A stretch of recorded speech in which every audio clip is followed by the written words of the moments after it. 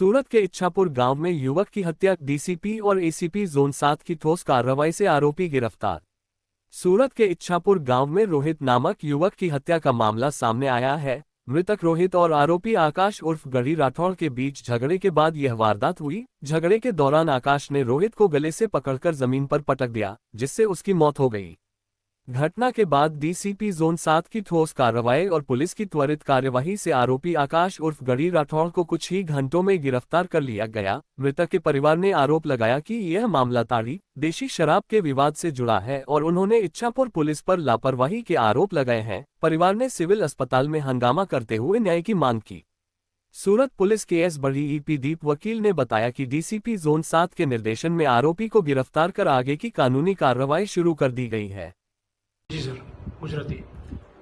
ગઈકાલ તારીખ 9/10/2025 રોજ બપોરના લગભગ 2:50 એટલે કે 14:50 વાગ્યાના સુમારે સુરત સિવિલ ખાતેથી અત્રેના ઈચ્છાપુર પોલીસ સ્ટેશન ખાતે એક એમએલસી વર્દી લખાવવામાં આવેલ કે લગભગ 12 વાગ્યાના અરસામાં અજાણ્યા ઈસમોએ એક વ્યક્તિને માર મારતા સારવાર અર્થે લાવવામાં આવેલ છે અને ફરજ પરના ડોક્ટરશ્રીએ તેમને મરણ ગયેલ જાહેર કરેલ છે। આ અંગેનો એમએલસી નંબર 26369 હતો। આ બનાવ અંગે વધુ તપાસ કરતા જાણવા મળેલ કે ભાઠા ભાટપોર રોડ ઉપર વૃંદાવન ફાર્મ હાઉસ પાસે એક ખેતરમાં મરણ જનાર રોહિત ઉર્ફે રાહુલ કંચનભાઈ રાઠોડ કે જેમની ઉંમર વર્ષ 22 વર્ષ છે, તેઓને આરોપી આકાશ મહેશભાઈ રાઠોડ કે જેઓની પણ ઉંમર લગભગ 22-23 વર્ષ છે અને જે હરિચંપા અડાજણ ખાતેના રહેવાસી છે, તેઓની વચ્ચે કોઈ વાતે વિવાદ થતા તેઓ ઝઘડવા માંડેલ અને એકમેકના ગળા દબાવવા માંડેલ હતા।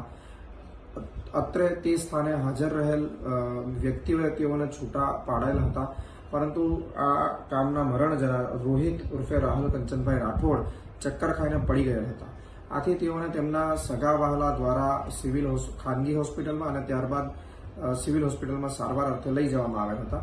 તો સિવિલ હોસ્પિટલ ખાતેના ફરજ પરના ડોક્ટરે તેઓને જોઈ તપાસીને મરણ જાહેર કરેલ છે। આ અંગે અત્રેના પોલીસ સ્ટેશન ખાતેથી પીએમ કરાવવામાં આવેલ છે, એફએસએલ પીએમ પેનલ દ્વારા પીએમ કરાવવામાં આવેલ છે અને પીએમ નોટ આવ્યા પર ગુનો દાખલ કરવાની તજવીજ કરવામાં આવેલ છે। સર, પરિવારના આક્ષેપ છે કે ત્યાં કઈ તાળીનું વેચાણ કઈ થતું હતું, એવું કઈ વાતચીત કરી છે? આ બનાવ અંગે પહેલા એડી લઈ અને તપાસ શરૂ કરવામાં આવેલ હતી અને પરિવારના આક્ષેપ થતા સમગ્ર વિસ્તારમાં સઘન કોમ્બિંગ હાથ ધરવામાં આવેલ હતું અને તે સઘન કોમ્બિંગ બાદ એક જગ્યાએથી તાળીનો જથ્થો 20 લીટર જેટલો ઝડપી પાડવામાં આવેલ છે અને તે અંગે અત્રેના પોલીસ સ્ટેશન ખાતેથી